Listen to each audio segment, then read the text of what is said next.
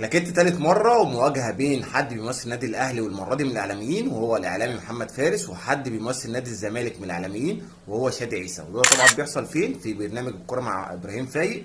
الحلقة ما حسيتهاش قوية خالص، مش عشان محمد فارس وحش أو عشان شادي عيسى وحش ولا عشان أي حاجة، عشان الموضوع متكرر وزاد عن اللزوم، والحاجة لما بتكتر ما بتبقاش حلوة.